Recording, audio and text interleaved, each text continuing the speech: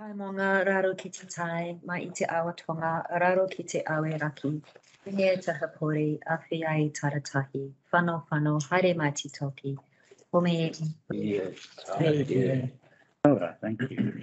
Apologies, we have one apology submitted from Marama Fox. Please record that.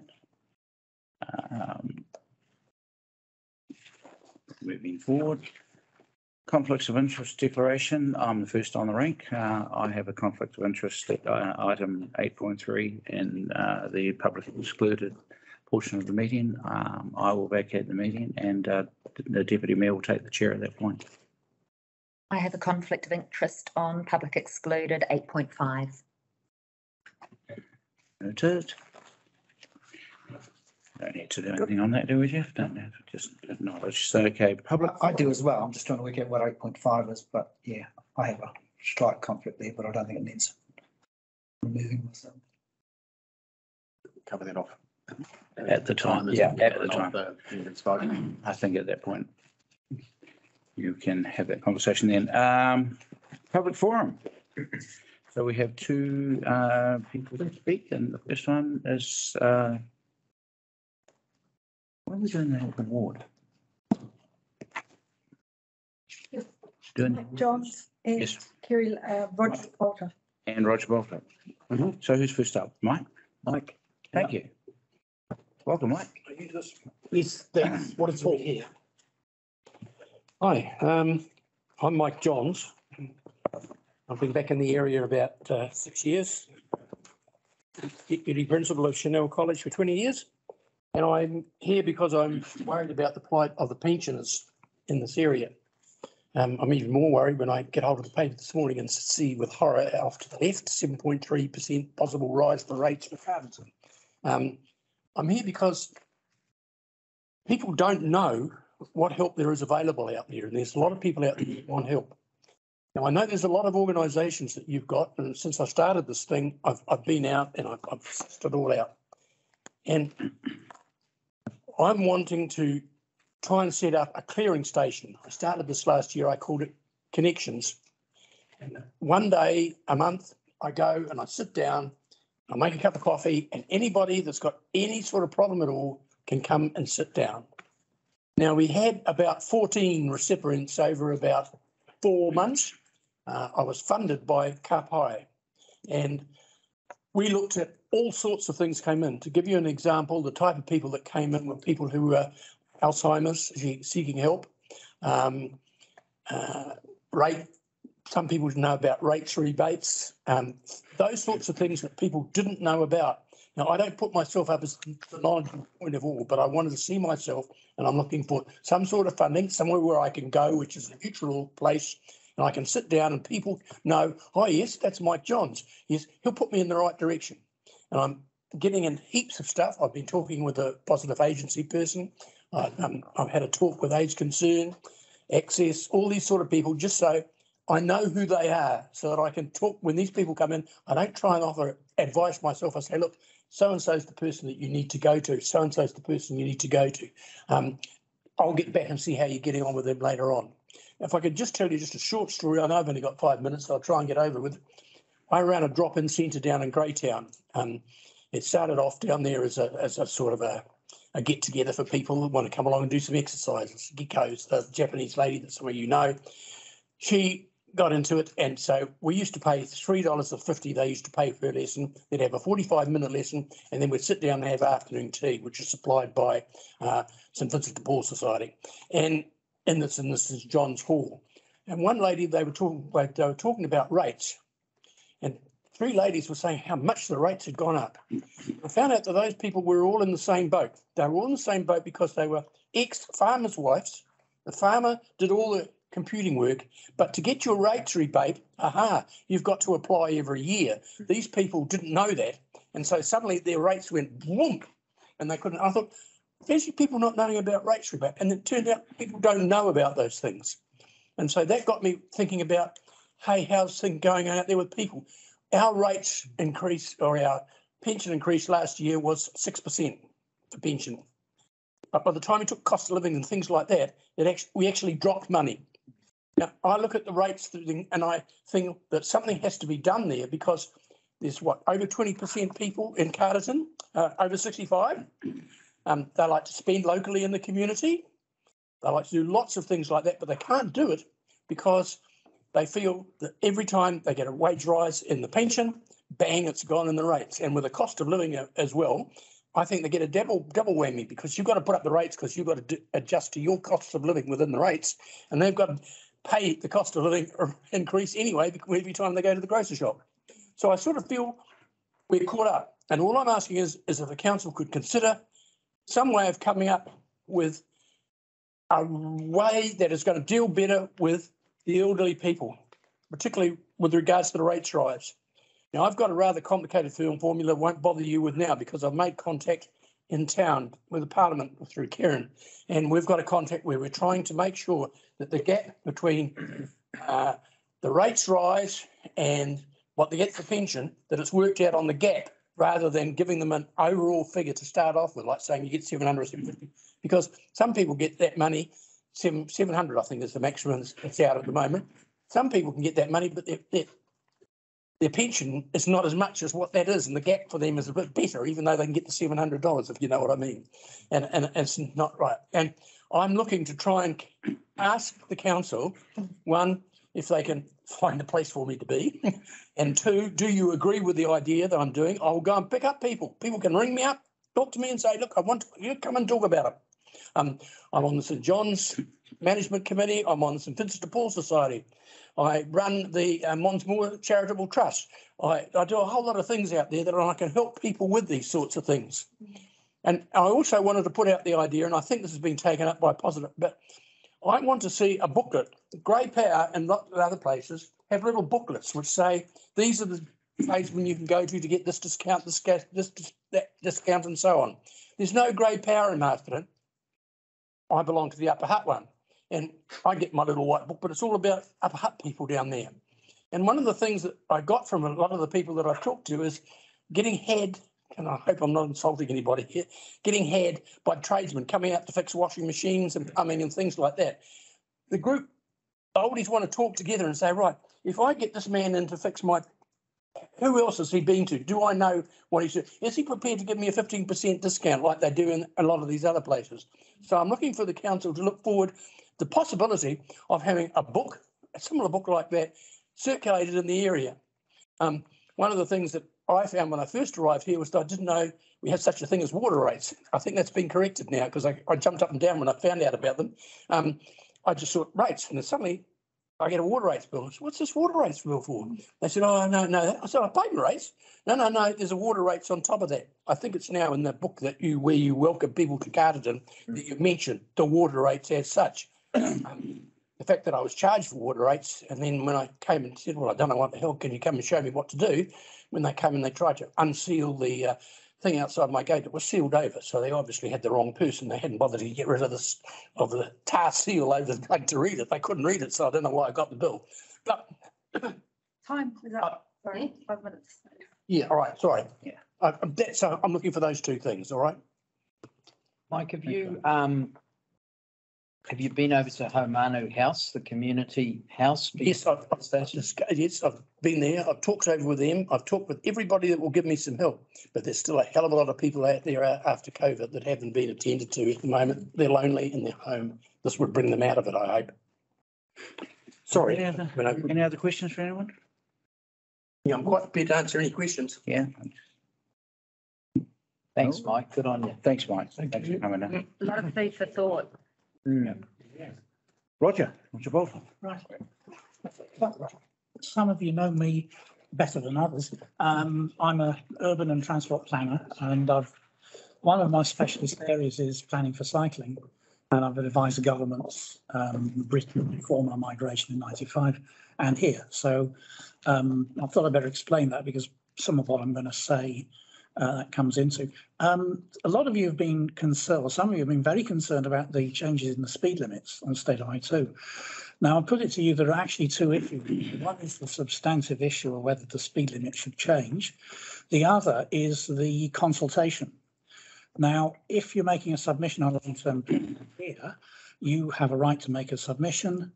appear before a hearing. You councillors deliberate on the submission and make a conscious decision to either agree it or decline it, and it's all documented. But with Waka Kotahi, they answer to the national level, and locally there's what I would call a consultation deficit, and I think that's what a lot of the anger on the speed limits is because of that. But I've come across the same issue with a different issue, which is the Norfolk Road roundabout, which is being built now. There are no separate paths for cyclists. You have right-turning articulated trucks, and you have no alternative route cyclists can take because there's only one bridge across the Waingawa. Usually I suspect that you don't get cyclists killed on roundabouts because they find an alternative route. Well, there isn't one. There are also high volumes of cyclists there. I did a survey for Masterton District a few years ago on the Waingawa Bridge, which is on the district boundary. And I timed the survey for when the shifts changed at the wood processing works. And there were quite a lot of cyclists. Waka Kotahi didn't pick that up because their survey, which I found through an OIA request, was at so-called peak commuting times. So they didn't do the homework properly. Now, my story of this consultation deficit, I did a submission while I was employed by this council. I did a submission suggesting separate paths and underpasses. And I phoned the Waka Kotahi engineer to check he'd got it. And he laughed at me. He said, "Oh, you're not going to get separate paths and underpasses." That would never happen in a district plan, in a long-term plan submission, would it? Also, the Minister of Transport, Michael Wood himself, gave an assurance to Business Wairarapa at a breakfast on the 7th of October 2021 that he was very concerned about it. This issue will be dealt with as much as possible. He couldn't actually say, had to say as much as possible because he can't actually direct Waka Kotahi. So I then followed that up with the regional manager, Mark Owen, who was very helpful, put me onto the project engineer, who gave me a very dismissive and rather patronising reply saying, look, there is no money for separate paths, that's it. Trucks, no matter how careful the driver is, have blind spots behind big areas behind, to the side behind him, and even in front of the cab where they cannot see what's on the road. The cycling safety panel of 2014 highlighted this as a problem. So those three factors, that you've got high volumes of right-turning trucks, many articulated, no alternative routes, high number of cyclists. I also mentioned recreational cycling. It's a popular recreational cycling route. You've got you've got Riven Rock mountain bike park up the road. You've got the Taratahi Trails lobby group in South Ways in Norfolk Road, and you've got the Five Towns Trail proposal in Hughes Line. So these three factors together, I would suggest I've suffered from the same consultation deficit that has concerned people with the speed limits, the feeling you've not been listened to, you've been brushed off. There's no scope for a really grunty, substantive dialogue. But in this case, I fully expect cyclists will be either killed or seriously injured within, say, 6 months or a year of the roundabout opening. So some of you got loud on the speed limits, please get loud on this. And then beyond that, there is the wider consultation deficit. I've talked to Nicola Belsham of Business Wairarapa, and she's very concerned about that. They had a meeting last week on that. So the consultation, there isn't really the local accountability, Waka Kotahi, to the local community. Thanks, Roger. I've got a note of, this is basically what I've said, a bit more than what I get in 5 minutes. But Thank you for that. Roger, do you have an idea of what should be done at the roundabout? I've got Steve Lawrence. Yeah. I'll hand them out. Well, I asked for, there's a couple of spare. There's one, you can give me two spares. I basically suggested separate paths and underpasses. And I know underpasses, I talked to a guru at probably the country's guru on cycle safety at Waka Kotahi head office. And he said, well, you probably couldn't justify in that circumstances underpasses. You have got underpasses in some cases, like in the Haywoods intersection in the Hart Valley. He said, you probably couldn't justify underpasses, but certainly you need separate paths. And I said, well, they're not putting in separate paths. And he said, what? He's rather worried. So, any other questions for Roger? I've got one. So given your statement that you wouldn't be surprised or you fully expect a cyclist killed or seriously injured within 6 months to a year of this roundabout being open, have you expressed that view directly to the CE on email, Kotahi? Not to the CE, no. Is it something you might do, or Well, I mean. given your qualifications, which are considerably more than mine in that rate? Yeah, Space. I'm very happy to. I'm not, In fact, I'm just asking if you. I was meaning that obviously this has got reported. I mean, I thought I mean, I'm not saying that I've got any sort of technical basis for that. I'm just saying that it is a dangerous situation. Yeah, no. And I haven't got a sort of technical modelling of crashes, but that's just my take that something waiting to happen. Roger, have you got the same consideration for Waltons Road roundabout? Because Wainoa Industrial Estate's going to be extending on there, so I can see trucks utilising both of those roundabouts. So there's going to be no differential between the two, really. Yeah, I did originally mention both roundabouts because, I mean, I've homed in on Norfolk Road because you've got the trucks turning in there.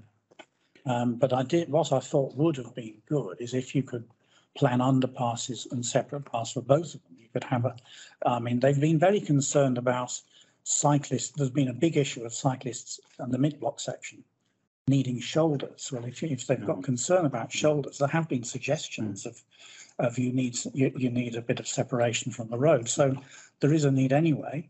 And I did originally suggest that the Wilsons Road roundabout as well could do with them. I wasn't so worried about Ngamasawa Road one, which of course is in Masterton District. That's in an urban area and they have got paths around the edge and a crossing. They recognise there are people who walk and cycle to the Solway Primary School. But yes, I'm worried about the other one as well. It's just that you don't have as many trucks there. What's your background in transport? You said you worked for NZTO, is that right? Yeah, I mean, well, I started as an urban planner. I moved on to transport. Well, I did a bit of work on a district plan in Britain. A local area study in transport. But the big break was full-time cycling officer in Birmingham, which I thought was too specialist. I meant to stay in that for a few years and then get a mainstream transport job. But migration to New Zealand came into play for family reasons. And after being on a district plan, I was then at Hamilton City Council's transportation policy planner. So I was a policy planner on the roading unit. And then when I was doing that, I got a research grant to do a study on what could form the basis of a national walking and cycling strategy if the government prepared one, because Australia had just adopted one. I'd been put through Transit New Zealand. I was New Zealand's rep on the Australian Bicycle Council. So that's why I knew of that, and it was topical timing. Just after I started the project, the government changed to Labour-led with the Greens in a position of influence. So suddenly what I was doing was of great interest to the government. Then some years after that, on the back of that, I went out on my own and became a consultant. But I have done other areas than cycling. I've done sort of urban form and also rail services in particular areas. Thank you. We're talking more. Thanks. Okay, thank you very much, Roger. Whoa.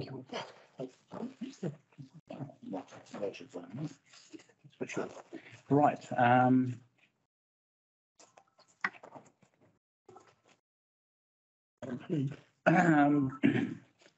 Youth Council Youth Views. Anyone from? Kerry later was not. Okay. Kerry's No, not- we've done Kerry. Okay. No one here. Oh, it's got Nil marked in here, so it's fine. Going to be deferred to the next. Right. Very good. So what was it again? No. Deferred to the next meeting. Okay, done. Thank you. All righty. Item 6, minutes of the confirmation of minutes of the last meeting. Could I have someone move as Karen Acker? With Deputy Mayor, seconded by Councillor Della. All those in favour? Aye. Anyone against? Motion's carried. Thank you. Item 6.2, the minutes of the extraordinary council meeting held on 21st of December 2002. Likewise, could I have someone please move? Deputy Mayor, seconded by Councillor Terry Campbell. All in favour? Aye. Yes. Motion is carried. Thank you. Going on to reports and 7.1. Do you want to lead? Sure, absolutely. We've got some staff who have slowly migrating their way from being valuable employees to on our asset register. And Dave Barnes has been one of those employees who's been here for 10 years now, I think, Dave. And Dave looks after things that most people would rather not be interested in, and it does an absolutely fine job of things, making stuff work in the background, and when there's nothing going wrong. I fix broken stuff. Yeah, so, but you know, I pop down and see Dave and the team regularly, and you know that it's a job that is at times it's a really hard job to look after. It can be. Sure, he's seen quite a few things in terms of his time with council, and you know, I'd just like you to share your views with council and how it's gone 15 years and what you've seen. Yeah, 50. Come to the chair. Come on, stand up. Come to the chair. Have a seat. Have a seat. Right. So maybe you just want to start with telling the council, you know, what your job is and what you. Well, yeah, I run the water treatment plant. We'll try to when things are working properly. The last 2 or 3 years have been the hardest. Well, the last 2 years have been the hardest with the amount of water we've had coming through and trying to get rid of it. And yeah, then you have machinery break down and it makes it really hard. But I try my best, and yeah, I've still got another 13 years to go before I can retire. So it's counting down now. I enjoy doing my job. It can be stressful, but that's part of the job. Some people don't like the smells that come out of there. Sometimes I just can't help it. Steve? So I think Dave's being rather shy. So, you know, there's 2 guys down there that look after the wastewater treatment plant, and they run 24/7. You know, so if things are happening in the middle of the night, Dave and Clint are down there making sure that the plant's operating and things are operating, and that you need to hear about, you know, the vast majority of issues that occur because the team get onto it before you need to. And, you know, that kind of role means that you're never off, aren't you, Dave? You're always on. 24/7. And, you know, I think I'm going to have a holiday soon, though. But hats off to 15 years of service. Well done. For our community. Congratulations.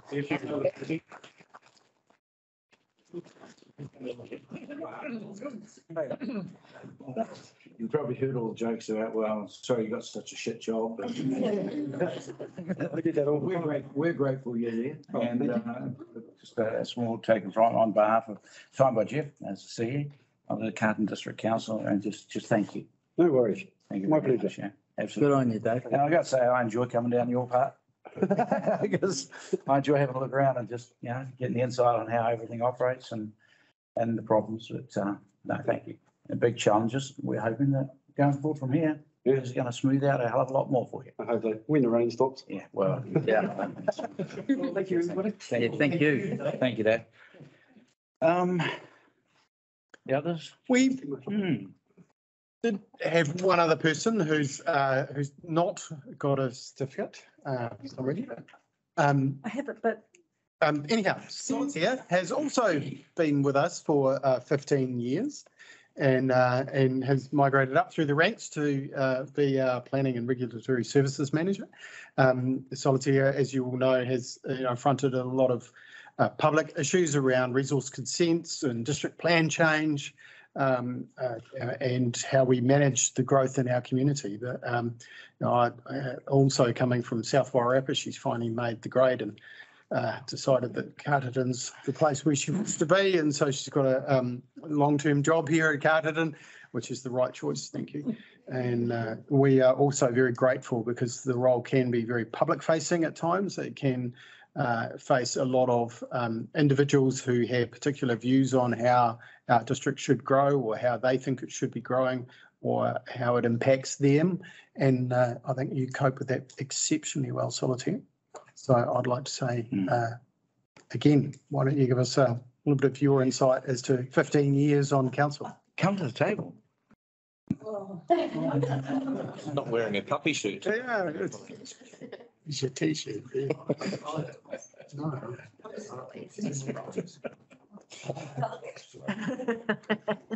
I do have to say, I feel like I've done nothing but talk for the last couple of days on the regional civil defence meetings and all the rest of it. Yeah, 15 years, it's a long time.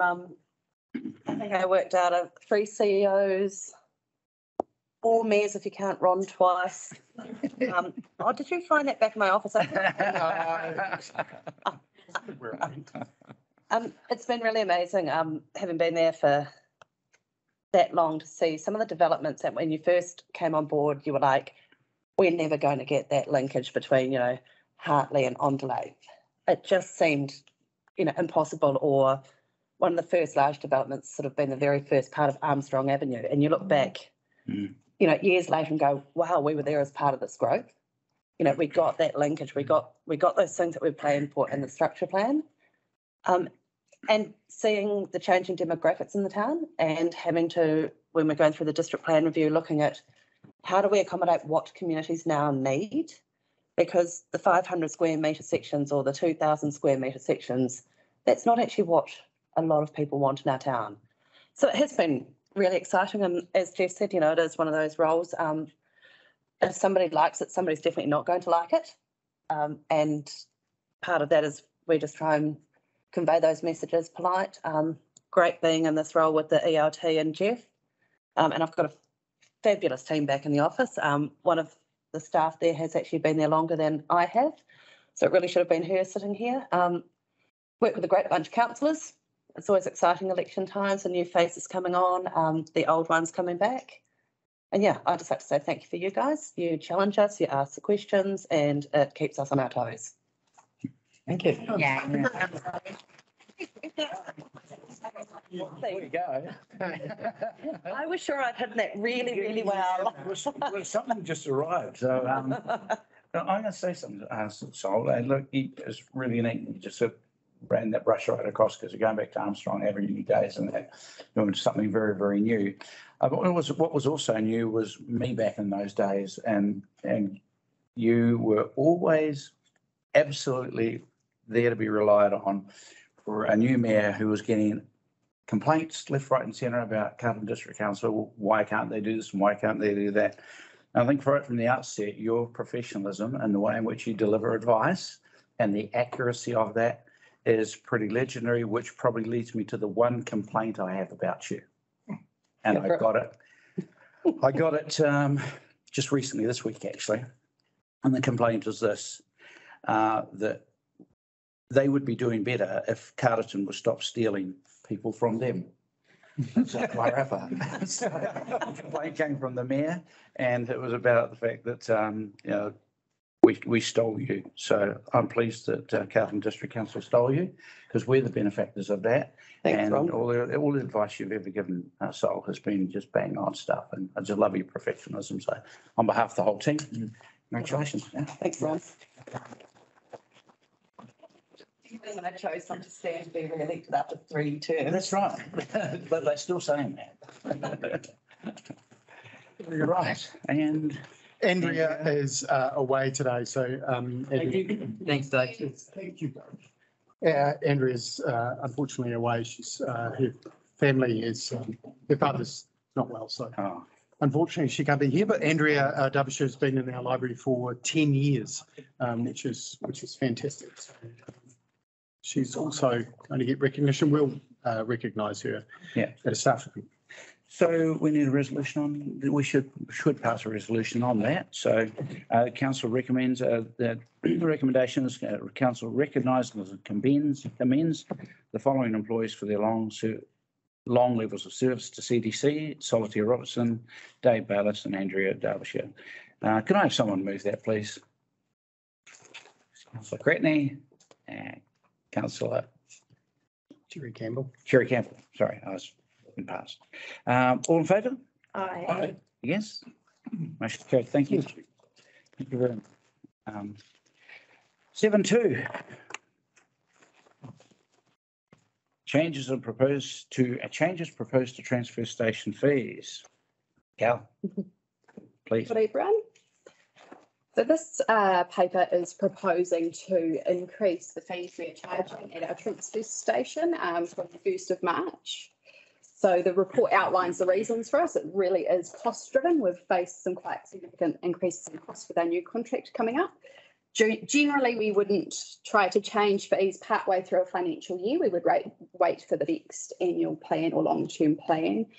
But there are some implications in waiting this time with the increased costs and the fact that our transfer station is partly subsidised by rates. So our fees are lower than Masterton, and we are actually seeing some commercial operators wanting applications to for our transfer station. So there is the potential, if the fees aren't changed, that we will see a significantly increased volume of waste coming through our transfer station, and the fees that we are getting do not cover those costs. It costs us more to dispose at Bonnie Glen and our other contract costs, and our ratepayers, I suppose, pay the consequence of that through a deficit.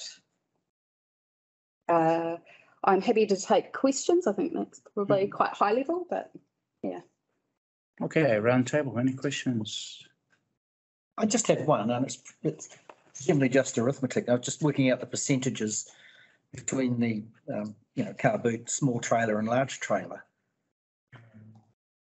And the large trailer dumpers seem to be getting a significantly lower increase in percentage terms than the small trailers. Like large trailer has gone from $66 to $89.50. Small trailer from 36 to 68. One's gone up a third and the other one's nearly doubled. So.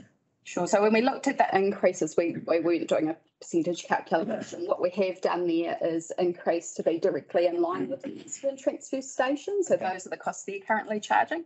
So the idea behind that is that we're consistent up the road and then wouldn't see a huge increase in the volumes coming to us, because the costs that we would still be charging do not cover all the transfer station costs. It's still going to be rate subsidised as well, but we wouldn't change rates at this time of the year. We can't do that till the new year. But yes, the idea is for them to be in line with Masterton. Okay.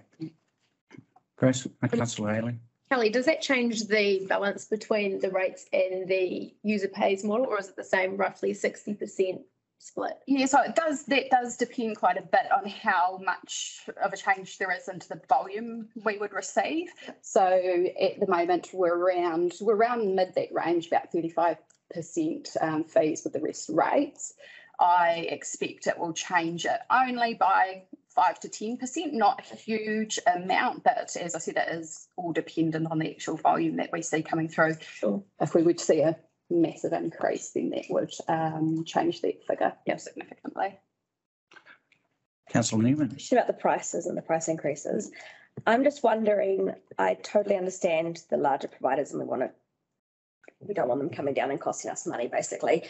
But I'm just wondering if the car boot and the small trailer, whether by putting them up 70% and 90%, we're really impacting our locals by doing that. You know, like if I want to do a dump trip. I just wonder if we need to look at the changes that we've made and instead of it impacting locals so much, really put that impact onto those large providers. So that is definitely an option. The risk is probably more around the large providers, and saying that all of the waste does add up and it's all incurring an increased cost with the disposal to Bonnie Glen and the contract costs. So we are facing increased costs, but you could consider not increasing them by such a large amount would mean that we're below Masterton's costs, but as I say, not so much of a risk there. The other thing we are doing is trying to continue to encourage our residents to look at their waste, to look at what they're bringing in. Are they recycling? You can now recycle soft plastics at our transfer station, and composting and just other ways that maybe you can reduce the amount you're having to take to the transfer station in the first place. But yes, that's definitely a valid option. You could choose to increase the per tonne rate or the larger rates and change the amount you want to increase those smaller rates. That's up to you. But there's some urgency patches, so whatever we do, we have to do now. The risk is arbitrage, commercial operators bringing commercial waste to Carterton's transfer station because it is close to Masterton and significantly cheaper. The risk is partially mitigated with the hours, so we are only open sort of 9 till 11, and 9 till 11's Tuesday through to Friday. So commercial operators, that's a relatively small window, but there is, we are being clear there is risk of arbitrage between Masterton and Carterton's transfer station fees being so different. I guess for me, what I'm enjoying seeing is the heavy emphasis on trying to encourage people to sort their waste. People can reduce their costs at the gate if they are more diligent in sorting out the plastics, as opposed to just tipping it in the hole with everything else. And I photograph the transfer station, the hole where it's all tipped into, and every time I go down there, I photograph it, because what annoys me is the amount of plastic in there, and people just not bothering to take it out, to wash it, to separate it where they can recycle it free. And if people just sort their trailers, they can reduce their own costs. They just sort their boots, they can reduce their own cost. And so I can only compliment staff for the actions that they're taking right now with that. I'm very comfortable with that. Anyway, are there any other questions? Brian. Thank you, Mayor Ron. I see in your report, Kelly, from the 1st of July, we're going to see another further increase in the waste levy of another $20 a tonne. So there's going to be another increase later in the year. I'm just wondering whether the more I think about this is, and the more we're moving to a user pay scenario to get our rates more even across the field, should we not be considering now looking more on these increases? We'll be moving to user pay, but obviously still subsidised by the general rate. I'd like to see some consideration either now or in July, when we look at increasing again, that we move to more of a user pay system. So that would be something that you could definitely consider. We would need to consider an increase as part of the annual plan we're working on for the year beginning 1st of July. Probably the wider review around the funding model for the activity, so the rates versus user pays. That would be the time for that would probably be best with the LTP, and so we are about to start that process of preparing for the next long-term plan, and we will be doing a full rates review, so that may be a good time for you to have a look at that. Those who benefit, those who exacerbate, who should be paying, and you might like to make some changes then. Thank you. Councillor Cherry Campbell. Just one other comment I could possibly add to that is with the addition of the second weighbridge at the transfer station, we could potentially look at improve or shrinking the amount of, small trailers versus large trailer and just have everything above 100 kilograms based on weight. If, that may be a more effective way of ensuring that the exacerbators actually cover the cost of their waste. And that's an option, and we could consider that option as part of the annual plan process. We're not proposing it now. We're just proposing to bring our charges in line to avoid the arbitration between Masterton and us, but that could be another option. Sorry, just to unless you've got something different to what Jeff's just mentioned there. Kind of followed on, but you go first. No, you go. You know, go. Sorry. Just will MDC be asked, and South Warringah be asked to follow along those same lines if that's what we're going to look at considering, having the 100 kilo. I'd like to ensure consistency, so we can absolutely give them our advice and try and get, which is what Kelly's doing here, ensuring consistency with our charging to make sure that the community get the message, one message across everything. So, yep. Councillor Cherry Campbell. My question kind of loosely ties in, and it's going back to Lou's question. Do we know what percentage of our users normally are in that car boot, small trailer or large trailer? Do we have any idea? I mean, it's really difficult, I guess, It to is record difficult. that. I'm not sure. I would have to check. I think at this stage, quite a lot probably are the smaller loads, because those larger commercial operators are using Masterton. We do get some building waste and so on through at those larger volumes, but the majority would probably be your mums and dads filling up the Saturday morning small trailers of. That's what I would expect without having numbers in front of me. Yeah. Thank you. Councillor Gowan. You're saying carbon transfer stations really subsidised by rates, comparing Masterton and carbon, but huge amount go to Greytown, come from Greytown. Yeah. I think many people realise when you go down that corner, the amount of trailers coming from Greytown, or empty trailers going back. Yes. So again, arbitrage between, or it's closer. Yeah. Just physically closer. Any other questions, comments? I've got a comment. So just a comment, really. What can be frustrating when the media runs a story like this based on our agenda the week before we get the opportunity to talk about it, because all that does is raise the angst out in the public, and I've seen comments on social media and things like that. But for me, it's easy to blame council or blame the government for this, but actually it's the general public's desire for reduced emissions and a more sustainable future, which we all agree with.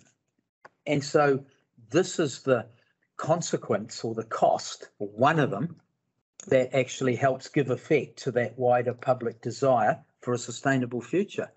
And this won't be the last, because there are all sorts of costs that are attributed to changing behaviour to reach those goals that we all support. So, coming back to what Jeff and his worship and Kelly said, the public is driving this, and as the public, we need to do more. And the more we do, the less we're impacted by these increased costs. So it kind of, it's a closed loop. So I don't buy this notion that it's the council's fault that the prices go up, or even that the government is driving this. This is the cost and consequence of improving the planet. And we just have to be far more diligent as members of the public to reduce our waste.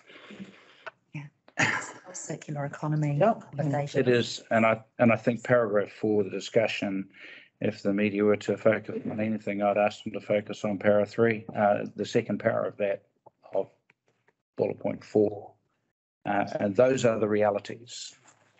And you're quite right. I agree with the Deputy Mayor.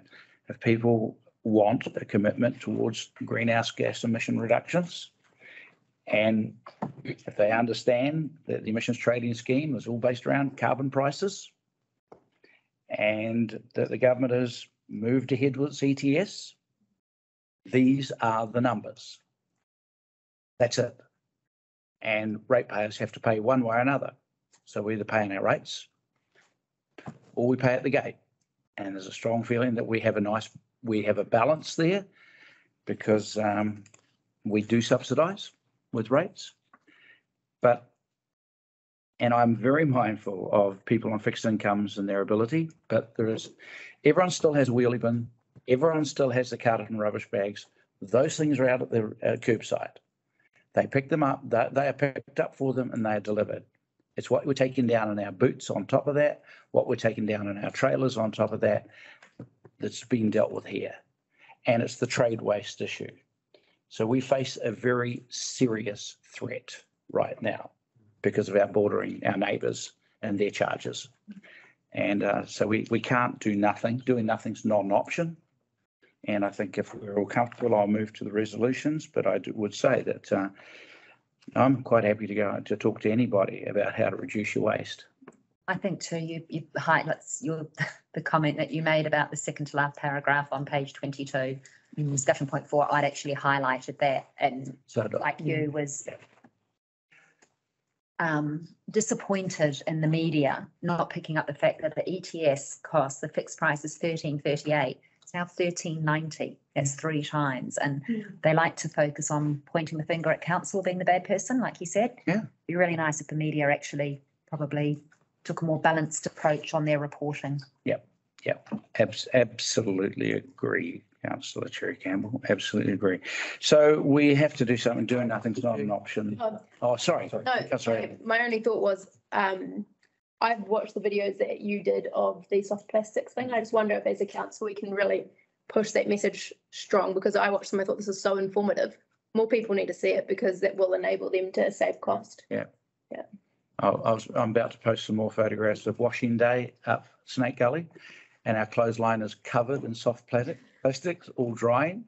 And, they're getting into the route. It is about lifestyle. If people are truly committed to the emissions trading scheme and to reducing carbon emissions and truly committed to reducing waste, then it means they've got to do something. Yeah. And if they do this, they will cut their costs. That's the reality. And I think see your suggestion in the future of going to weights-based charges, given that we have the technology, might well be the way we need to go forward. And then it becomes user-pays. Councillor. Thanks, as we should. Just carrying on from that, it's no different than our community asking for us to be pushing for rainwater tanks in the district plan. The community should be looking at each and every one of us installing a composting bin. It's no different. Yeah. So, yeah, absolutely. We all need to be taking greater responsibility. So. Yeah. Your worship, sorry. Yes. Can I just ask for an amendment when you get to the resolution? Yes. So resolution 2 approves the increased transfer station fees from 1st of March 2023. We do want to give a little bit of time to get the message out, our comms around what the changes are going to be, and make sure we update our systems at the transfer station as well. Do you need extra staff for the next 2 weeks? Okay. So the recommendations in Parasiran are, firstly, the council receives a report. Can I have mover and seconder, please? Councillor, moved by the Deputy Mayor and seconded by Councillor Newman. All in favour? Aye. Motion is carried.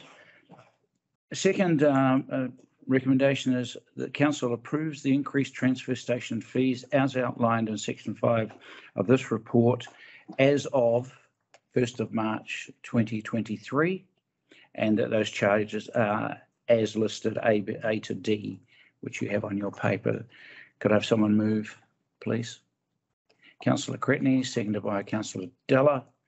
All in favour? Aye. Against? Motion's carried. And the third resolution is council approves the non-compliance with the revenue and financing policy funding mix for the transfer station for the reasons that are stated in the paper. Someone to move, please. Councillor Lawrence, and seconded by Deputy Mayor. All in favour? Aye. Against? Motion's carried. Thank you very much. Thanks, Kelly. Thank you, Kelly. 10.4. Financial report for the 6 months ending. Kelly. 7.3. Sorry, what am I doing? I'm jumped right over my page. 7.3 is on the other side. Got it. 23-24 annual plan consultation approach. You're up. Melody. So as the paper notes, we're currently working on the annual plan for the 2023-24 year. We, as a starting point, use the long-term plan budgets for year 3, and we adjust for known changes, operating items, capital, program, and so on. Council can choose whether or not to formally consult on a plan if changes are not considered significant. Formal consultation under the legislation is not required. They can still choose to do so. If there are significant changes, then council is required to consult. So where we are with the plan at the moment, we have seen significant increases in costs, as I'm sure everyone is aware, borrowing costs, insurance, electricity, personnel costs, the trade waste costs. So we were looking at quite a significant rates increase. Council have discussed the possibility of not funding Three Waters depreciation, given the Three Waters reform, and assets would be transferred on 1st of July 2024. We have updated the financial model to reflect this, and it has significantly reduced what the rates increase would be. So we do plan to continue to work on the figures over the next couple of months and do some rates modelling and finalise our financial statements and bring these to the elected members for further discussion. But this paper is really around making the decision as to whether you would like to formally consult on this annual plan this year or not. So the other option is to still present a draft annual plan for the community and give the opportunity to provide feedback and consider.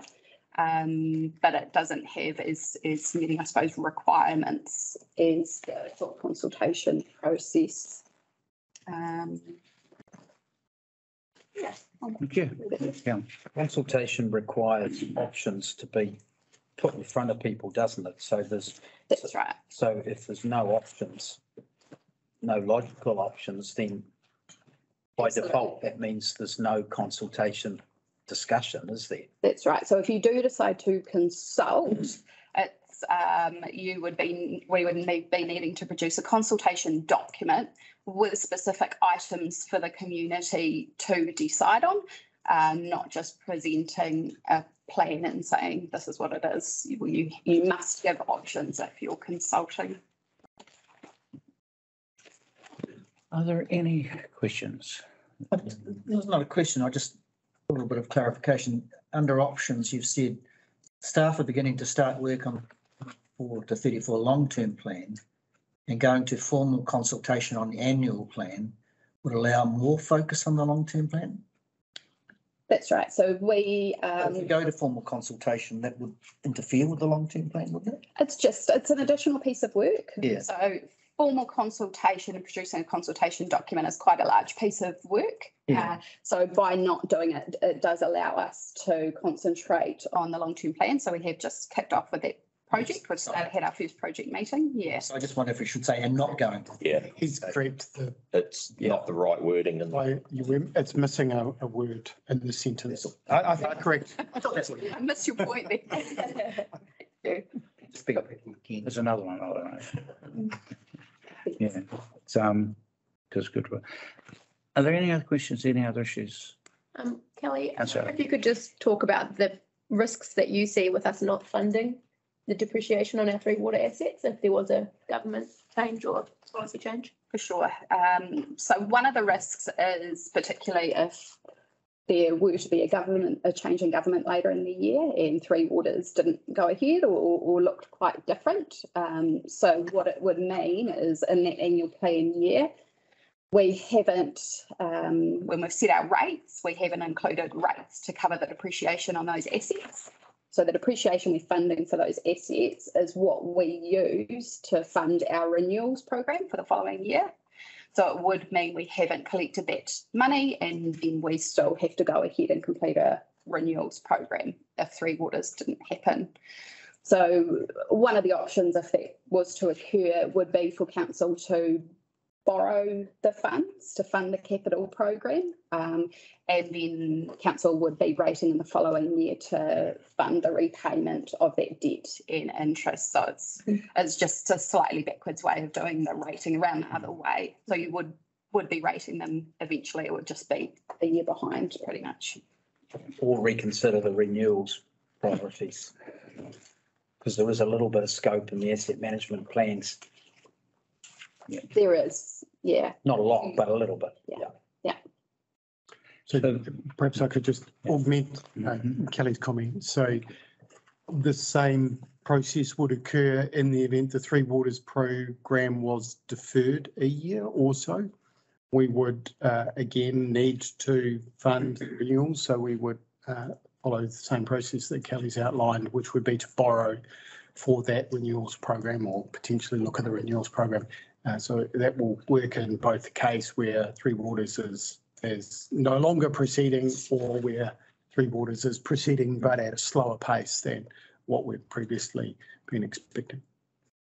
But, and frankly, I suspect quite a number of councils will be taking this particular route to, and I guess it will put pressure on the government, whoever the government is, to actually be clearer and be more direct on the vision of Three Waters, however it might look, because councils are having to work on what we're told right now, which is transfer date of 1 July 24, but still in the meantime, manage rates and manage other work programs. So what's being proposed here is a practical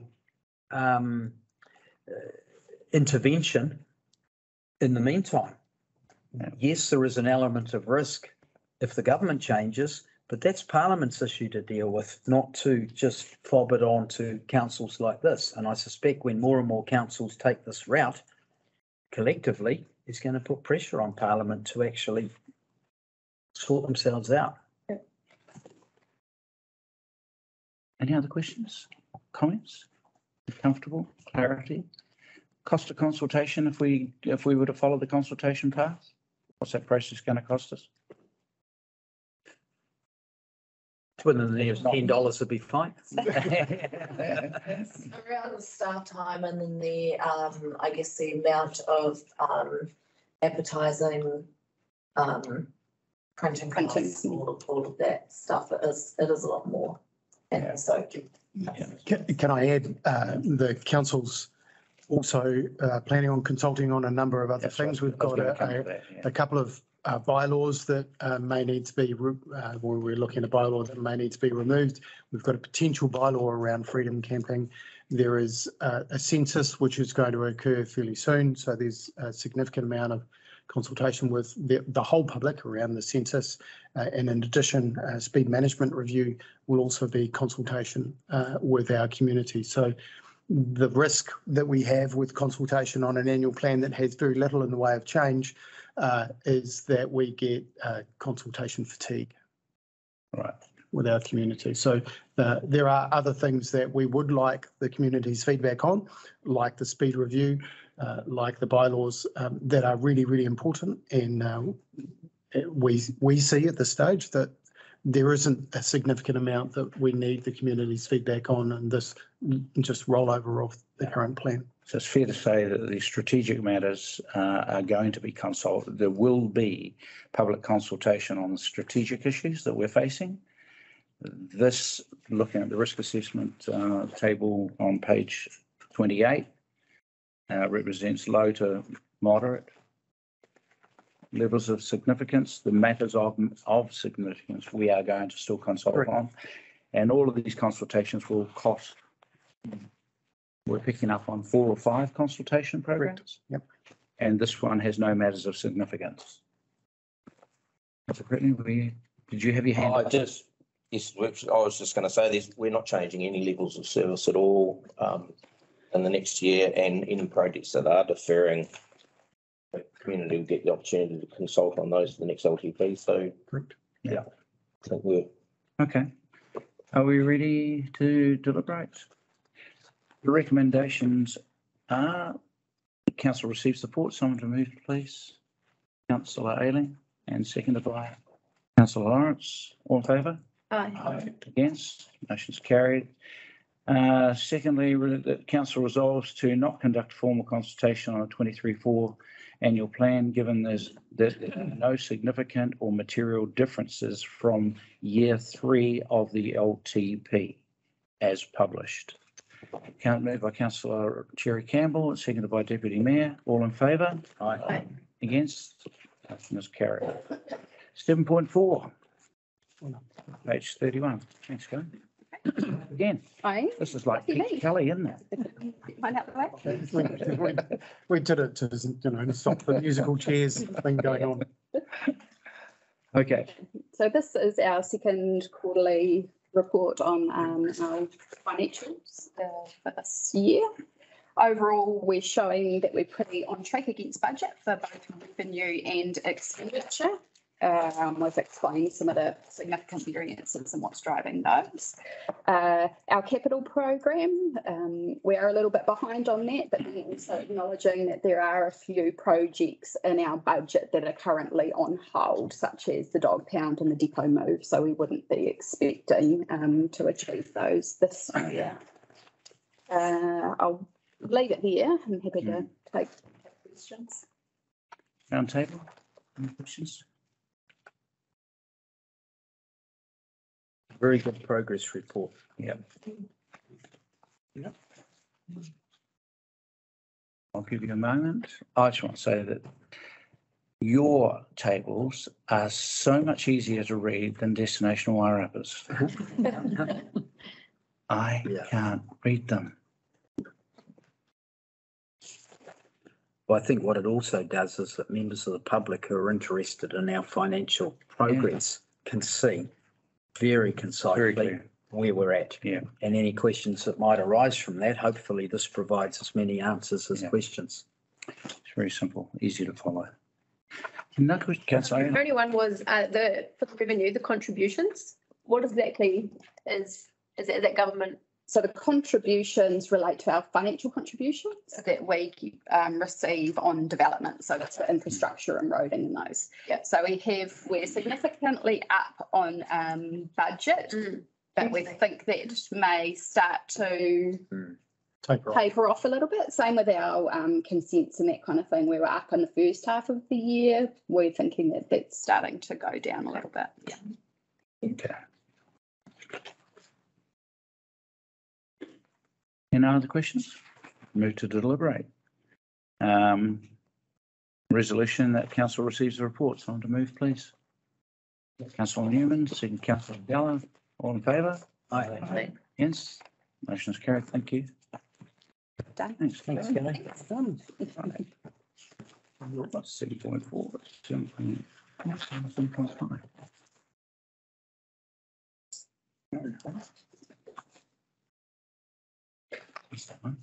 7.5. Wairarapa Five Towns Trails. Okay, I'll ask Glenda to join me at the table, and we may lean on the public gallery too. So Glenda, do you want to lead off? Yep, I can lead off. Sure. Kia ora everybody. So this paper is around the Five Towns Trail. So what we're looking at in this paper is considering the legal form and mechanisms to deliver and drive the Five Towns Master Plan. Some of the feedback that I've received on this is a little bit more information around the economic benefits of the trails. So I have done a little bit of research over the last couple of days, and I've been in contact with Rotorua Economic Development Agency. They commissioned a report in 2022, and this report shows that the trails in Rotorua have hang on. So it says the spend in Rotorua by visitors that was specifically going to Rotorua for the trails purposes is approximately $103.4 million. And then there was other visitors that have gone to Rotorua and then accessed mountain bikes or accessed the trails, have further spent another $36.4 million. So the total contribution into the local economy from the trails was around $139 million. Per annum? Per annum. Yeah.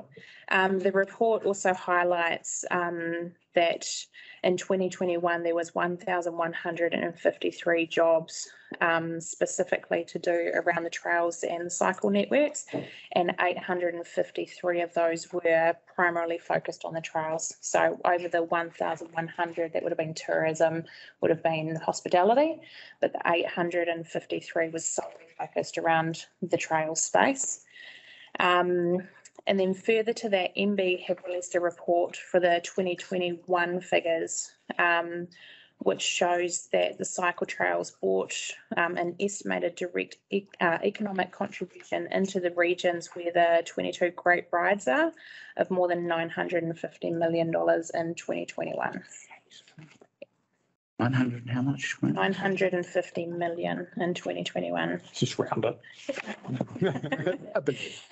So I think I'll leave it there, and yeah, I'm happy to answer questions.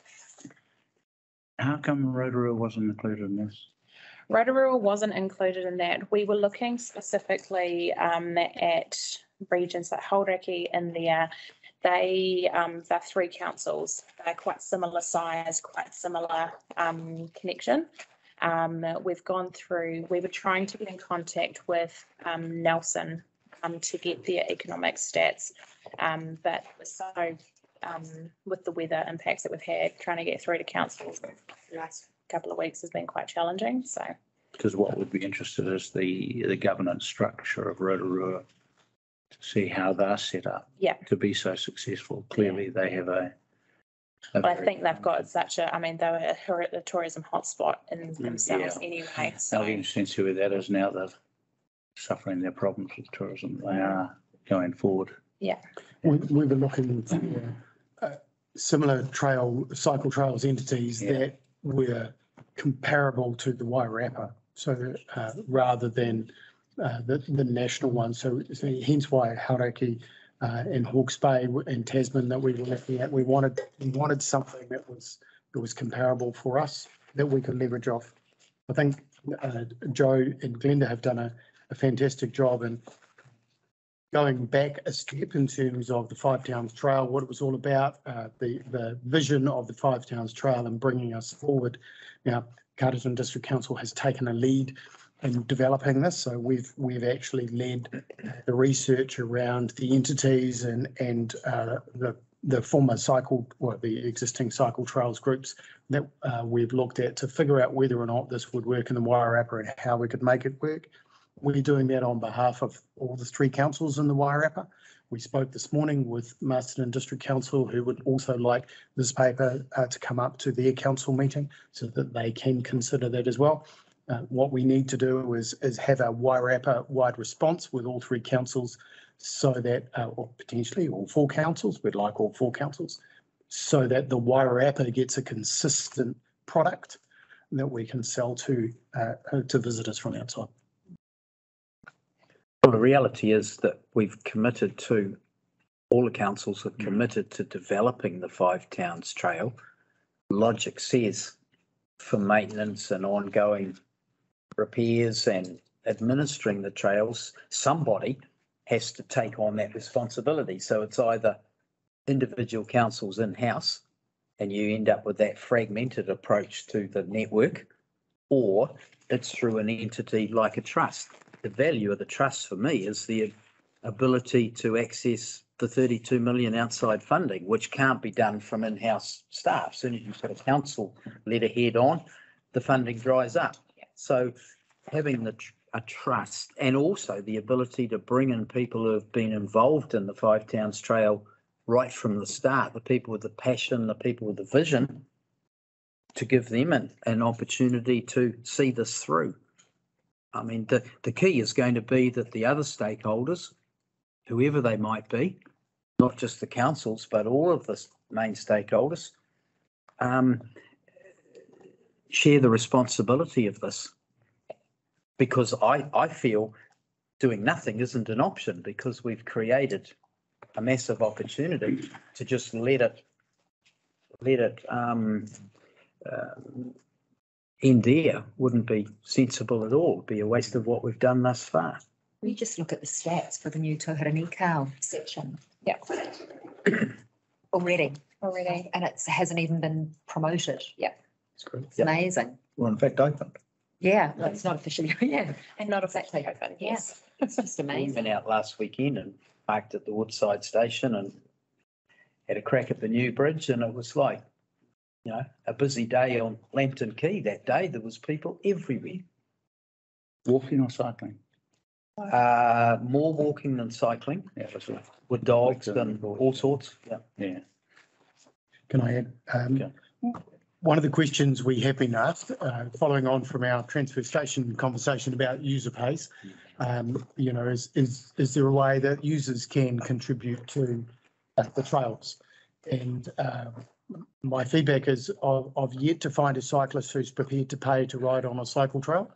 But if you know of one, please let me know. But what I have found is a lot of cyclists who are prepared to volunteer their time to maintain the trail. And so they're passionate about cycling and they know that a well-maintained trail means that they get a really good ride. So you might not get contribution from their wallet, but you will get contribution from their passion and their time and their ability to volunteer to maintain and build these trails. And I think that's where we will get the user pays element coming through. It may not be visible in a financial sense, but cyclists are very, very passionate people and they will be very supportive. In this, I see potentially the trail needs reliming. You know, the councils would contribute to the maintenance of it. You know, we'd buy a ton of lime or whatever and have it delivered. And the cyclists and the volunteers would have that spread across the track and compact it down and in an even and smooth manner, because it improves their ride. Yeah. So from a user-based perspective, I think we will get our contribution, just not financially. And I think not just cyclists, because opening up these trails for walkers and runners, it's huge. And about the users actually doing the physical mahi on it, you just need to look at fencing. They're needing to move the shingle when they're doing the tracks, fill a bucket up and as you walk up, take the stones up and drop it off at that point. That's what people do. They take pride in it and own it. I think we can't undervalue what that's worth. I think it's huge.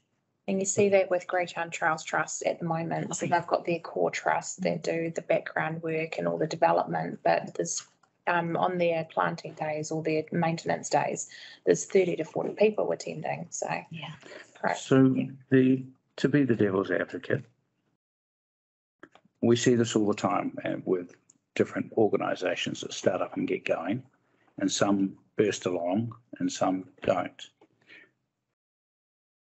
When I look at page 52 and 53, there are clearly elements of the cycle trail, such as Greytown Trails Trust, which is well established, legally established, very active. It details what they do, and that probably explains the success in that part of the trail.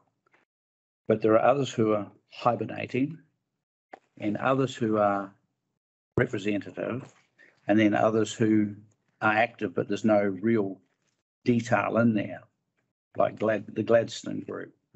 I guess that then, if you're looking down the line at meeting operational costs, maintenance, and doing the work, my question is around sustainability. You know, this paper is actually just asking we should go ahead. It's in the LTP, and that's the commitment, and the recommendations are quite modest. But I'm sort of looking forward down the line to a $32 million project for people who don't want to pay for it, dependent on a whole bunch of other people putting in voluntary time and effort. And we see with a lot of organisations like Keep Carlton Beautiful, as they age, we lose people. I'd like to think that cyclists would be in there, shovel head down, bums up with shovels, doing the work. But there's no surety about that. But at the end of the day, the operations, maintenance, and ongoing development will depend on funding potentially from ratepayers. And Yeah. you're right. The question we were asked by the previous council was, how do you build the Five Towns Trail Network without leaning on the ratepayer? Yeah. So how do you source $32 million without leaning on the ratepayer? So our feedback is that we had three options, and both the legal advice and our advice from other trails groups is you do that using a charitable trust. That's right. That's how you access the 32 million. That then leads on to, so how do you maintain? And in our view, and from what we've found from the other trusts, the maintenance cost is about 1.5% of your capital costs per annum. So that will grow over time with a very small trail to start with. 1.5% is an even smaller number. But as you grow up to a significant trail network, your 1.5% will grow. That will be split across the 3 or potentially 4 councils over time. But you will end up by councils. Somebody has to be the backstop. Yeah. Now, we can do as much as we can with volunteers and try and reduce that cost as far as possible. But in order for the vision to be enacted and delivered for the community, somebody's got to be the backstop. So what we're doing here is questioning with council.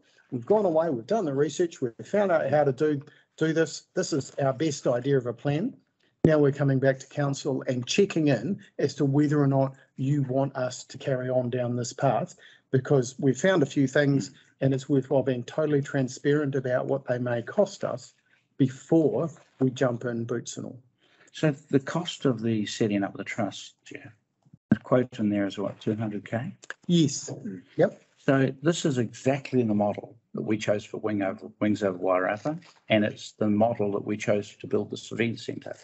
So we set up a charitable trust, the community and Barbara Durbin, a whole bunch of people on, and John Greening led that charge and launched the fundraising effort to help us build this.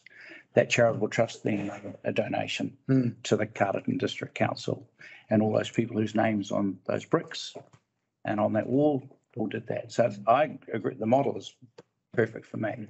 And it's exactly what we've done with Wings Over Wairarapa for exactly these reasons here. It's that model to use. Totally get that. But the cost, who's quoted 200K for setting the trust up? So the 200K is the $200,000 to $350,000 is what we think the operational cost is to run the trust annually. So staff salaries, that's the core of the trust to go out and find the grant money. So here's the difference. The trust that was set up to do this didn't get paid. There were no salaries. Wings Over Wairarapa, the board does it for free. We pay for lawyers and we pay for accountants and to meet our statutory obligation and fiduciary responsibilities, but nobody gets paid. So this board wouldn't be getting paid. This board, this the staff that sit under there. So we're going to have staff sitting there doing their operational work. Doing the work. They're going to be having to go out and find the funding. They'll be doing the trail designs. Negotiating with landlords about access through property. Yeah. There'll be only 2 people. Okay. Can I also raise a point? So I think under the structure of a trust, which obviously makes, as Ron, you've already said, it's a perfect vehicle to set up what we're looking at. As these develop, they're in the funding. There's also other avenues for funding just for ratepayers who aren't aware that they're outside of council. So in a number of the cycle trails, and they're not just cycle, they're walking trails as well around New Zealand, they can actually access something called the Great Ride status. So, and funding for that is also, and again, this is, and I'm sort of telling councillors what they already know, but for any ratepayers that are listening, that's to establishing new trails and also funding for maintenance. So there are many, many avenues, but what we need is a vehicle, and that vehicle to be operating properly to tap into all of these avenues, which can then minimise any burdens on ratepayers. The key for me is the regional economic benefit You know, like as a council, we don't charge people now to visit the library or the swimming pool or our parks and reserves because that's got public benefit. It's like with the dark skies. We're not going to charge people to come and lie on their back in the paddock and look at the dark sky. But we are going to leverage off their stay here in the region for that regional economic benefit to our retailers and accommodation and so on and so on. And I look at the Five Towns Trail Network as that. I'm not particularly concerned about charging them 50 cents or $1 to cycle the things. Our strategy should be, how do we leverage off their overnights, their add-on packages, and for that regional economic development. So that's the hook for me. And you think of those numbers at Rotorua. Okay, Rotorua's been at it longer and so forth, but everywhere else in the country that's had an established trail network, whether they were lukewarm at the start, have not failed to have an economic benefit for their region. Yeah. So that's the hook for me. Yeah, the key is in those reports, like the Rotorua economic report. So the opportunity to read those. I'd like a copy of it if I could have it, please. And any others are out there, because everyone's that message that comes back is the same. I guess when we sit there and we see people with their cycles out at Wild Oaks and they bought a coffee and they put their bike on the back of their car and they drive back to Wellington, I can't see the game. So I'm really keen to see where that 900 million came from into Rotorua and how did they identify it, because that then begs the next question when we talk about who's going to fund it going forward. Territorial authorities, and we need all four of them.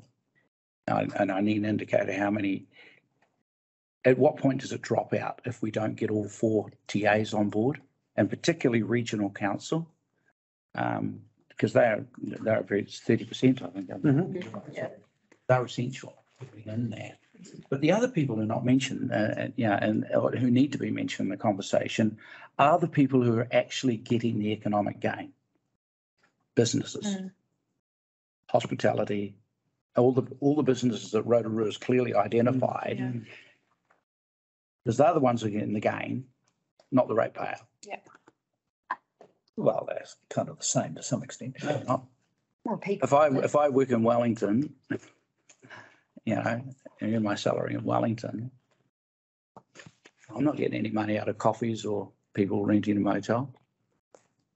It's creating job opportunities. Businesses pay rates, right? That's where you want to see. That's where ratepayers will want to see. And if businesses are accruing, and this has been done so we can get a $900 million return to the economy, then who in the economy is benefiting and what part are they going to play?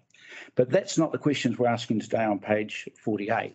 The questions are quite difficult, and those other questions are going to emerge as the project advances and you start drilling into the big questions down the line, But the first thing is the trust, if we agree on that, has to get out there and raise the money. That's the first big question. Beyond that, ownership issues, maintenance, operations, expansion. This is just because we're the first council to have it on our agenda. It's us that are going to begin the journey. And then the next step is, as you can see in point 4, we've got to work with the other 3 councils and get everybody on track before any work can start. So this is really just putting a line in the sand. I think too, with Greater Wellington Regional Council, the fact that the Wairarapa Five Towns Trails Network is actually part of the Wellington Regional Economic Development Strategy Plan. That's it's a kind of an indication that Greater Wellington are very interested in the Five Towns Trails Network. Yep. And Wellington NZ, I would hope. It's Jim, so if it emerges out that Wellington sees advantage in the Wairarapa being its playground and good for its soul, trees, then show me the money, honey, because, but we'll get to that point. I think the first part of it, the whole exercise is contained in page 42. Are there any other questions, or are we ready to move to deliberation? Okay, so taking it from the top, nudge me if I get it wrong. Yep. Okay. First recommendation, one, the council receives a report. Someone to move and second it, please.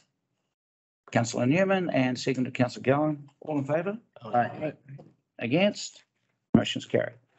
Second recommendation, the council agrees to establish. We're not establishing, no, all five councils are going to do it. Okay. Agrees to establish a new charitable trust as preferred legal entity to deliver the Wairarapa 5 Towns Trail Network. Should that read in conjunction with the other councils, or do we just pass it on our own? Because by that means we're going to set it up. That was. So the number four says delegates to work with the CEO to work with the other three councils. Yeah, but this motion says we set this first motion says I think you we're should. setting it up. Is that correct? Perhaps the motion needs to be modified, agrees to establish in partnership In partnership with other Wairarapa councils. with other territorial authorities. Yeah. Establish in partnership. Territorial authorities, a new charitable trust is the preferred legal entity to deliver With- the 5 Towns Trail The Network. other TAs, Yes. or you might want to name them for the resolution of Greater Wellington Regional Council, Masterton and South Wairarapa. A new charitable trust is the preferred legal entity to deliver the Wairarapa 5 Towns Trail Network. Moved by Councillor Robert Cherry Campbell, seconded by Councillor Ayling. All in favour? Aye. Against? Motion's carried. Para 3 agrees that in principle to fund a base operational expenditure of the charitable trust in partnership, it's in there, in partnership with the three councils, Greater Wellington Regional Council, Masterton, South Wales, subject to the 2040 long-term consultation, plan consultation. Someone to move? Yep. 2024, sorry. Council, Deputy Mayor, seconded. Councillor Lawrence, all in favour? Aye. Against? Motion's carried.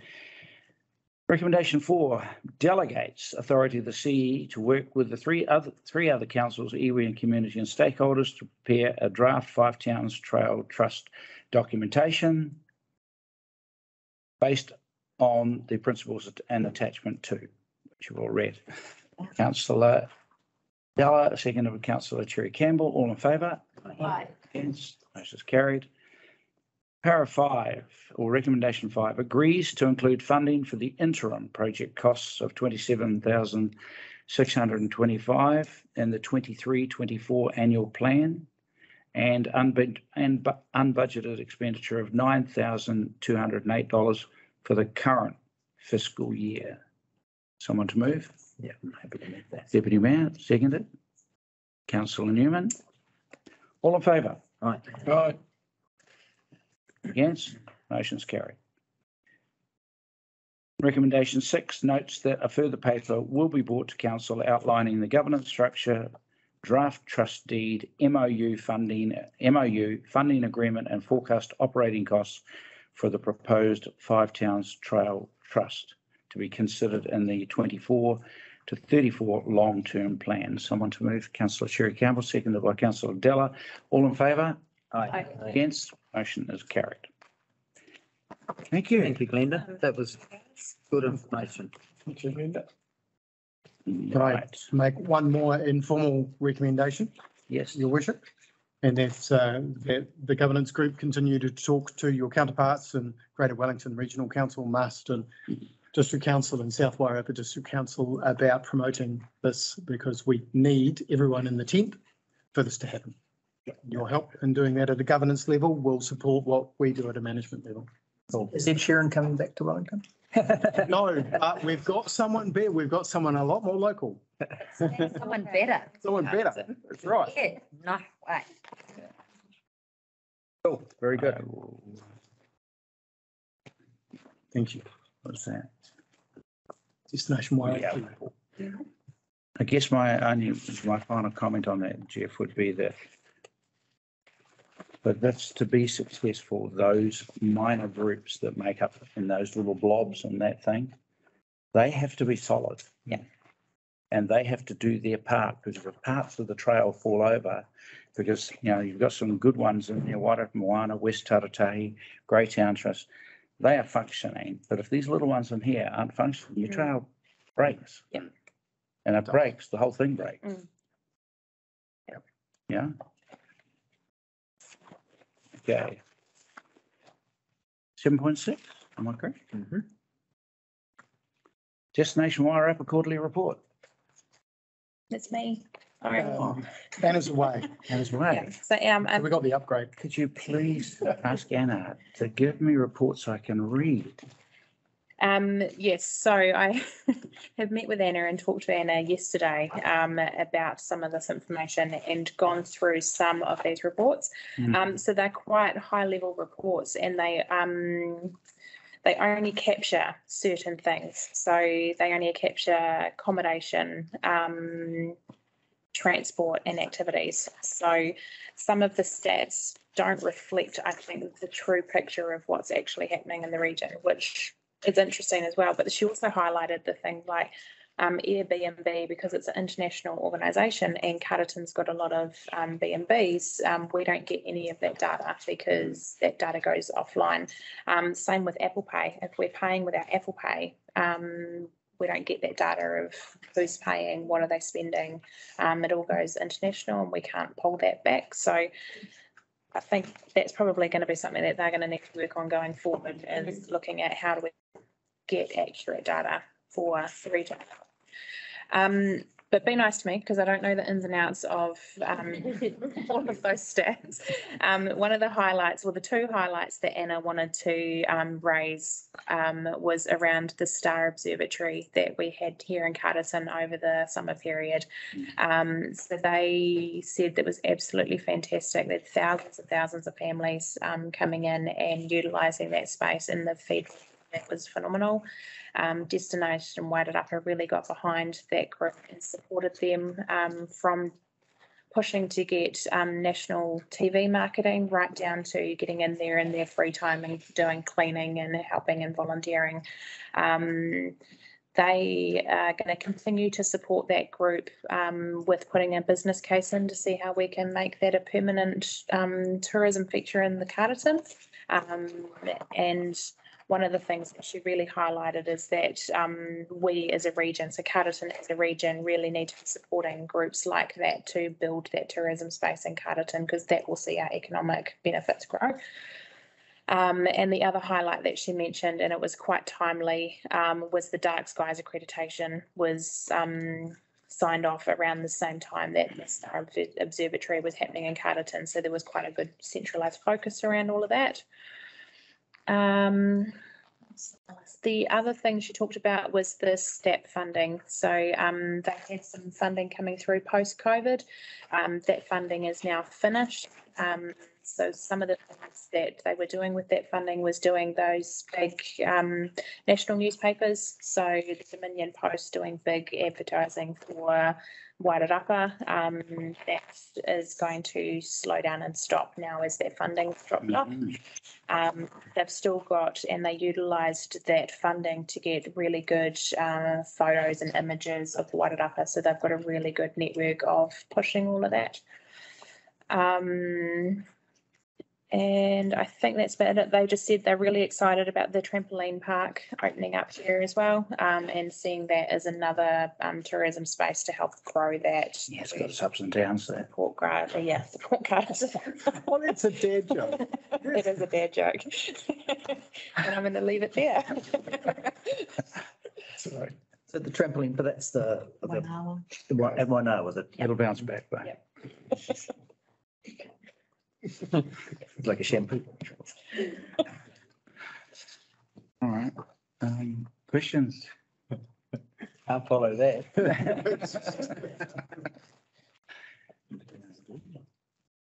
I've just got a couple of questions. This STEP funding. Yeah. There's an old pattern that I've seen before where funding becomes available from the government. Everyone dives into it. You create a job and a purpose. And then there's a track record, and it tells you you have to have that job, you can't do without it, and then the funding disappears, and then people ask you to make the money, which is exactly what's happening here, isn't it? Yep. 200K. Our representation on the Destination Wairarapa board is Roger Wigglesworth, so we could provide Roger our feedback on that. Yeah, it's, I mean, the question is, we're within a budget and we'll end up asking the question during the budget round, won't we? As to whether we can afford that. But it's an old trick. Government puts the money up, everyone grabs it, then they pull it and you're left. And to pick up the tab. The other one is around this question of 2.3, strategic approach for events that invite investment and assistant position in the region. And we're talking about, what was the other thing? Major events, yeah. Wellington NZ major events team. It's not for you, Glenda, I know that. This is Anna's world. Yeah. What does the Wairarapa get from that strategy now? And Carterton in particular. Yeah. Wellington NZ is on how many million? I can't 40? I can't recall. Was it the Wellington City's on 40? We're talking tens of millions in there. And there's a major event strategy and policy. But from what I've seen, there are no major events over here that actually are listed. Toast Martinborough might have been. Yeah. For a time. Okay. But and Councillor Lawrence is right. What about Wings? Wings gets nothing. It's the most expensive event to put on at 1.1 million. Balloons didn't get anything up. Balloons gets nothing. Balloons, it's huge, attracts huge numbers over here. It's the definition of what is a major event. And how do we, why do we confuse it outside of it? Harvest doesn't get anything. No. Oh, an update on Harvest. Friday has been cancelled, but Saturday's still going ahead. Okay. Oh, really? So, and the AMP show. I mean, the last AMP show was just a bonanza. But So I can Why don't take we- these why don't questions we- back. yeah, no, good on you. Get her to respond to those at the next time she presents. the Yeah. answer. Yeah. Because some of these noticeable successes are not over here. Yeah. They're over there. Also, this is just a little bit hearsay, but I wonder whether the contribution of Destination Wairarapa to the exhibition here on the corner was a little overstated in your remarks. Just talking to people. Yeah. Yeah. Well, and page 62, the events are listed in there. It'd be really nice to know what level of support they get from outside, from the Wellington area, because that pretty much. Oh.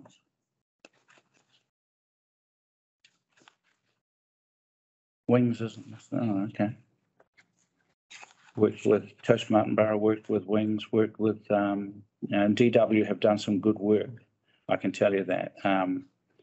Walking Festival, but where is the Wellington NZ?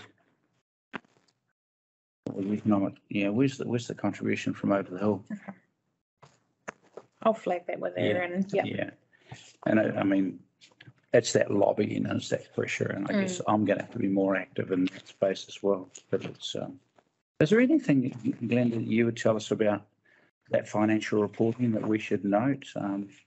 I mean, I look at the report that we've just seen from Kelly, our statements of financial performance and our position. This is more about data and economic activity, isn't it? Yeah. Yeah.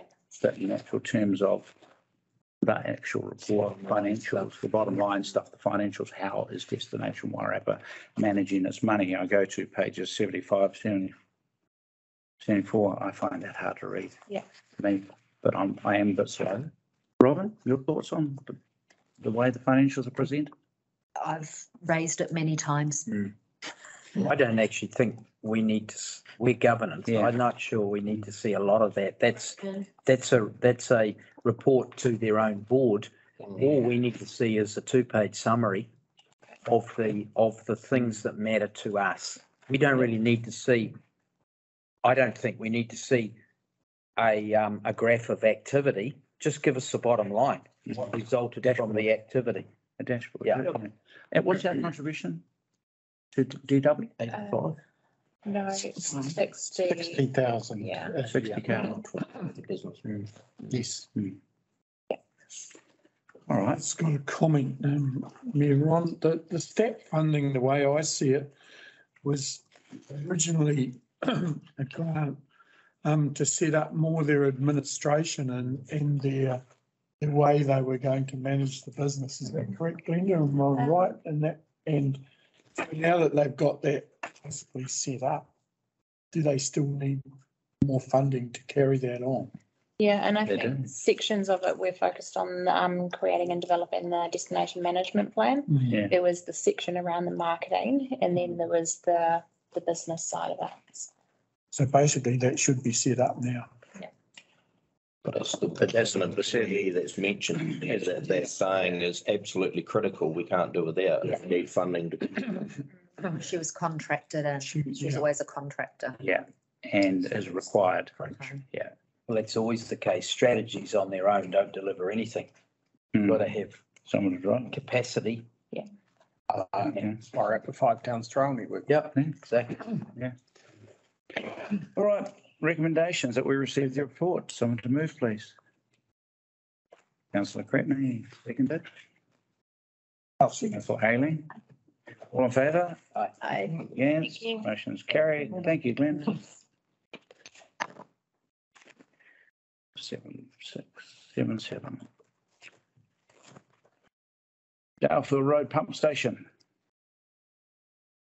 What's been that, Jeff? You Like me did? to introduce the paper. Kia ora team, thank you, your worship. This paper is relatively self-explanatory. The paper is included in our board council packs for transparency purposes. There was a decision that was required outside of a council meeting, so we have brought that decision into this board, this council pack for ratification so that it is both public and transparent with that decision-making process and what has happened with regards to the pump station project. And we're seeking ratification of the decision that was made by email earlier on. We'd already indicated our support, so I'm going to go straight to the resolution. Rick? One comment, Yes. sorry. I'd just like to commend the team on the comprehensive tender evaluation report Yeah. in this agenda. It was, Oh, yeah, so please pass that on. It was one of the things we promised to improve on. And it was, yeah, it was great. Councillor I have a Cretney. couple of questions. Yeah, go. Just regarding in the report, it's 7.7, isn't it? I was just curious as to the two preconditions that ruled out Mr. Stevens being evaluated, their tender being evaluated. Are you able to? I believe, off the top of my head, I recall one of them was around the public liability insurance. So there was a requirement for PI insurance and that wasn't met, which was a precondition of tender response. I can't recall what the other one was off the top of my head. Okay. Yeah. Yes, so Brian, just for you have Waterton Stevens weren't included in the tender process, and then they were ruled out. And I'm just looking at Brian's position, just if we don't have conflict of interest for him being at the table at this point in time. Brian wasn't participating. Brian works for Waterton Stevens, but as far as I know, Brian wasn't involved in the tender response at all. So I think that's a very good point. We should have noted that on the agenda, but unless you tell me otherwise, Brian, I assumed you weren't involved in the tender response. No, thanks, Jeff. No, I wasn't.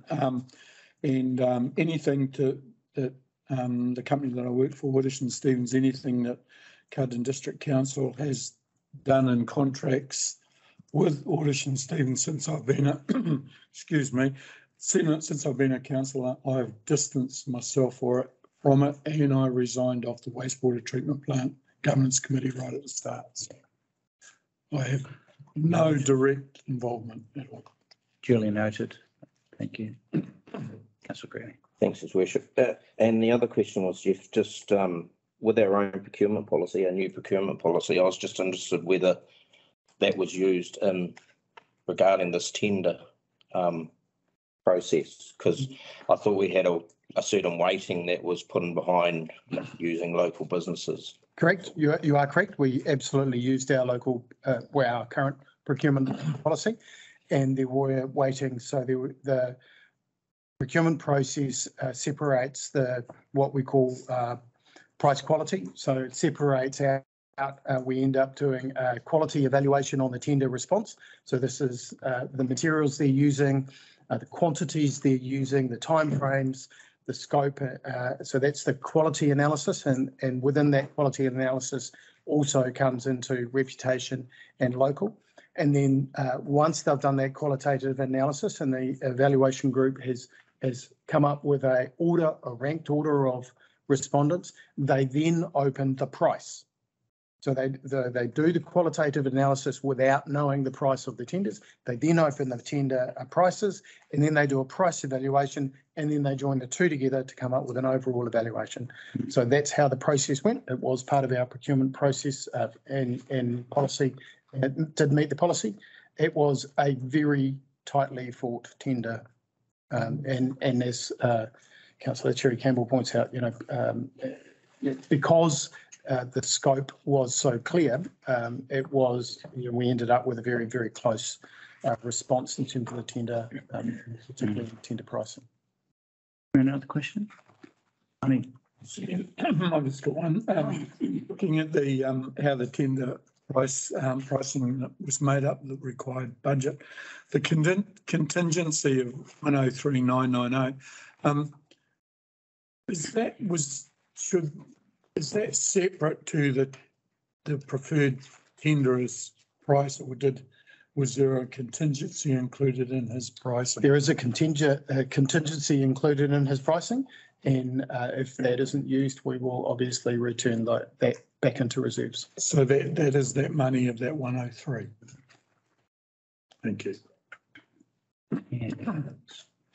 One other, the new Waters borrowing, the 364,000 that we're going to have to finance at 5%. Is that higher than That's what we're budgeting for, and it certainly is higher than our current borrowing costs, which are a ballpark 2.8%. I think I recall. Kelly's just left the room at the moment, and that will reflect a higher current interest rate cost. We anticipate that we will draw that down as and when needed, and we're hoping that we'll be able to incorporate some other funding and extend the term on that so that we get a lower interest rate. So if we take an 8 or a 10-year term, we'll certainly get a lower interest rate. But the short-term curve is up around 5%. That's good for budgeting purposes. We'll absolutely do our best to ensure that's as tight as possible when we go to lock it up. Any other questions? I've only got one. So, Jeff, where in there is the assessment done against the viability of the tenderer business-wise? Are they financially viable? Do they carry excess debt? Are they trading insolvent? Are they capable of seeing this project through to the finish? Are they going to go bankrupt on us halfway through it? Good question. I can't answer that off the top of my head. I would have to defer to Johannes. I can take that question and get back to council. Because that's the only gap that that's the gap that I see in the evaluation process. Very good question. I'd hate them to be too unaided by another company down the line. Could we get clarification on that? I can do that. I'll take that as an action. Yeah. Respond. Okay. I think we should have been part of the evaluation review. Yeah, I'm certainly should have been. It's due diligence on all tenderers and see it. Yeah.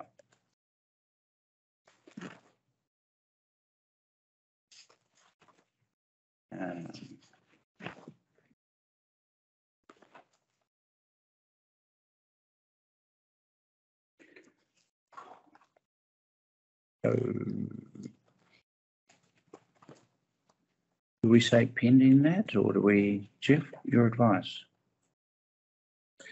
So we're seeking a ratification of a decision already made. Yeah, okay. So that you let that tender happen. Yeah. Yeah, tender's been let. Okay. Right, and let's move through to this bit, and the next time around, we get that advice. That just be certainly that take this in an action. comfort of that information would be useful. All right, so moving to recommendations, 7.1. We move that we receive the report. Someone move. Councillor Newman, second to Councillor Cherry Campbell. All in favour? Aye. Against? Motion's carried. That we ratify the decision made via email on A and B. Those numbers are there. Approve an increase to the pump station project budgeted to 1.2 million. Note that the project will be funded with 836K from water reserves and 364K from New Waters borrowing. Someone to move, please. Deputy Mayor, seconded. Councillor Ayling, all in favour? Aye. Against? Motion is carried. Thank you, Jeff. Congratulations. Thank you, team.